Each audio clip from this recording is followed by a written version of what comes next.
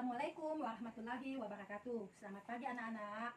Hari ini kita mempelajari tema 1, persatuan dalam perbedaan.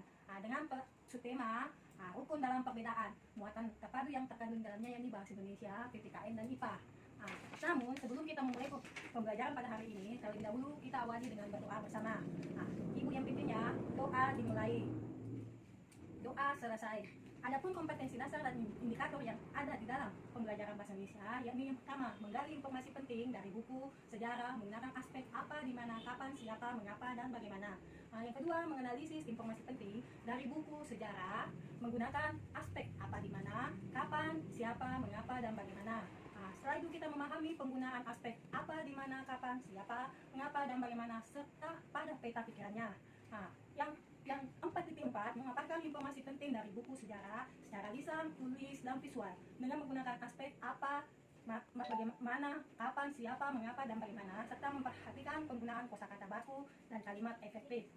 Di situ pun ada subnya ya, mempresentasikan informasi penting dari buku sejarah secara lisan, tulis, dan visual dengan menggunakan aspek apa, di mana, kapan, siapa, mengapa, dan bagaimana, serta memperhatikan penggunaan kosakata baku dalam kalimat efektif. Selanjutnya kita menyajikannya dalam bentuk informasi pada peta pikiran melalui tulisan dengan detailnya. Pada pelajaran PPKN, adapun peta indikatornya yakni mensyukuri persatuan dan kesatuan sebagai anugerah Tuhan Yang Maha Esa beserta dampaknya. Yang kedua, menampilkan sikap tanggung jawab terhadap penerapan nilai persatuan dan kesatuan dalam kehidupan berbangsa dan bernegara. Setelah itu menelaah persatuan dan kesatuan terhadap kehidupan berbangsa dan bernegara beserta dampaknya dalam kehidupan kita. Setelah itu menjadikannya hasil telaah persatuan dan kesatuan terhadap kehidupan berbangsa dan bernegara beserta dampaknya dalam kehidupan kita. Pada pelajaran kita, ada pun temanya yaitu menganalisis cara makhluk hidup menyesuaikan diri dengan lingkungannya. Di sini kita akan mengetahui cara makhluk hidup menyesuaikan diri dengan lingkungan, mengidentifikasi ciri-ciri tumbuhan terkait habitatnya. Yang kedua, menjadikan karya tentang cara makhluk hidup menyesuaikan diri dengan lingkungannya sebagai hasil penelusuran. Setelah itu kita membuat laporan tentang ciri tumbuhan terkait habitatnya. Itu kita tulis hasil pengamatan tentang ciri-ciri satu jenis tumbuhan serta habitatnya. Adapun kegiatan pembelajaran kita ada 5, yakni dengan berdiskusi siswa dapat menemukan informasi penting dari teks dengan menggunakan aspek apa, di mana, kapan, siapa, dan mengapa, dan bagaimana, dan menuliskannya pada peta pikiran. Yang kedua, setelah kita berdiskusi, siswa mampu membuat soal dalam mengembangkan informasi pada peta pikiran melalui tulisan dengan detailnya.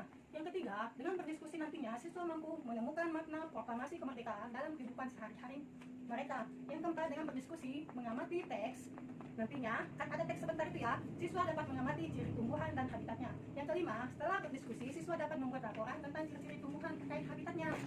Selanjutnya, seperti kita ketahui, proklamasi kemerdekaan menjadi tonggak sejarah bagi perjuangan bangsa Indonesia.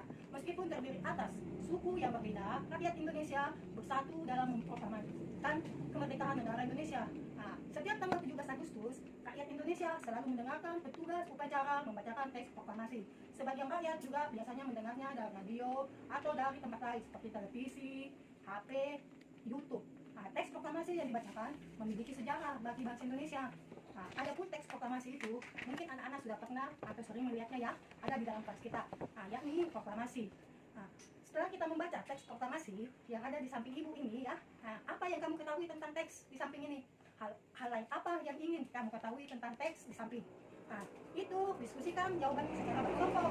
Kamu bisa mendapatkan informasi tambahan tentang sejarah teks proklamasi setelah kamu mempelajarinya.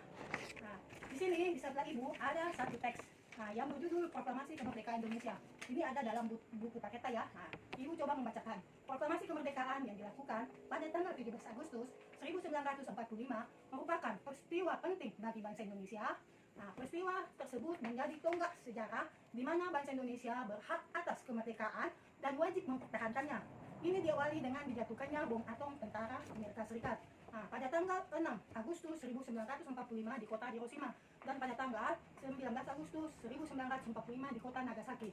Jepang akhirnya menyerah pada tentara sekutu dan tentu saja hal ini dijadikan kesempatan bagi bangsa Indonesia untuk segera membebaskan diri dari penjajahan bangsa Jepang. Teks proklamasi ditulis di rumah Laksamana Tadashi Maeda di Jalan Imam Bonjol nomor 1. Para penyusun teks proklamasi itu antara lain Insinyur Soekarno, Dr. Andes Muhammad Hatta, dan Mr. Ahmad Subarjo. Konsep teks proklamasi tentu saja ditulis oleh Insinyur Soekarno. Saat itu hadir pula di Mbia Sayuti Meli, Sukarni dan Sudiro. Sukarni pada saat itu mengusulkan agar yang menandatangani teks proklamasi adalah Susilo Soekarno. Dan Dr. Muhammad Atta atas nama bangsa Indonesia. Teks proklamasi tersebut diketik oleh Sayuti Tumeli. Pagi harinya pada tanggal 17 Agustus 1945 di kediaman Soekarno, Jalan Peenggang Sari Timur nomor 56 telah hadir pula antara lain Suwito, Suwilopo, Gafar, Pringgondo, Rita Brani, dan Trimurti. Acara ini dimulai pada tanggal pada pukul 10 pagi waktu Indonesia Barat lah, bukan waktu Indonesia Tengah. Dengan pembacaan proklamasi dari Soekarno dan disambung pidato singkat tanpa teks, kemudian bendera merah putih yang telah dijahit oleh Ibu Fatmawati dikibarkan pada saat itu. Di sini di sebelah, Ibu kan sudah membaca tadi ya. Sekarang Ibu tampilkan berdasarkan teks tersebut. Lihat, anak-anak bisa mengisi peta pikiran yang ada di samping ini. Peta pikirannya itu ya, yang terdiri dari proklamasi kemerdekaan Indonesia. Tentu saja itu sesuai dengan judul pada teks yang ada di samping Ibu tadi ya. Sekarang kita lanjut lagi. Proklamasi kemerdekaan memiliki makna yang sangat penting bagi bangsa Indonesia. Jadi ada 5 ya. Yang pertama sebagai puncak perjuangan Indonesia, di mana bangsa Indonesia telah dijajah selama bertahun-tahun oleh negara-negara Eropa sampai Jepang, penduduk dengan latar belakang yang berbeda bersatu untuk melawan penjajah. Proklamasi kemerdekaan merupakan hasil dari perjuangan para pahlawan kita. Yang kedua, pengakuan kepada dunia luar. Dengan membacakan teks proklamasi Indonesia, mengumumkan pada dunia luar bahwa Indonesia adalah negara yang merdeka. Pengakuan ini de facto diikuti oleh pengakuan dari negara lain.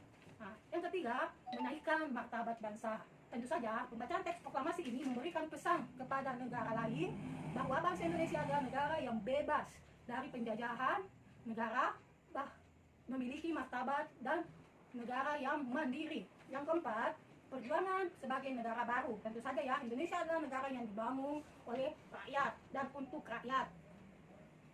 Lanjut, negara Indonesia adalah negara mandiri yang tidak tergantung kepada negara lain ya. Yang kelima, tonggak sejarah negara kita. Di sini pembacaan teks proklamasi merupakan awal dari masa kemerdekaan Indonesia yang terbebas dari belenggu penjajah. Di sini ya, tentu saja ada pertanyaannya ya. Apa makna proklamasi kemerdekaan menurut kalian?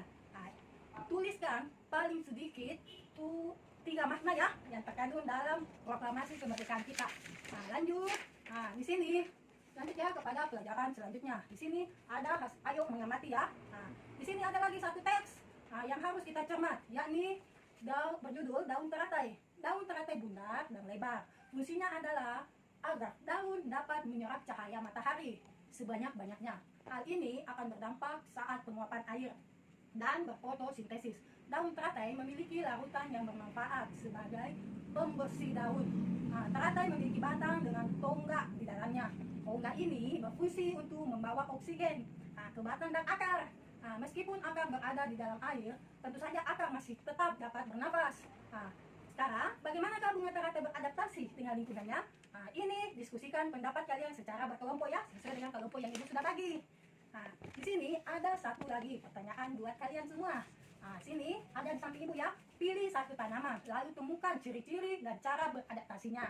Tuliskan informasi ini yang kalian dapatkan pada peta pikiran berikut. Di sini kan ada kata informasinya, apa, mengapa, siapa, bagaimana, kapan, dan di mana. Ini harus kalian jawab ya. Sekarang lanjut. Sudah, kalau begini, ini tugas yang Ibu kasih tadi ya, harus kalian jawab. Dan jawabannya, anak-anak kirim di WA ya. Kita japrik ke WA-nya Ibu. Setelah ini lanjut ya, karena materinya sudah Ibu tadi terangkan. Sekarang waktunya anak-anak untuk mengerjakan tugasnya sesuai dengan Ibu yang bagikan pada LKPD-nya ya, melalui WA. Sekarang lanjut lagi, karena pembelajaran kita sudah berakhir. Ibu akhiri dengan ucapan terima kasih. Selamat mengerjakan. Assalamualaikum warahmatullahi wabarakatuh.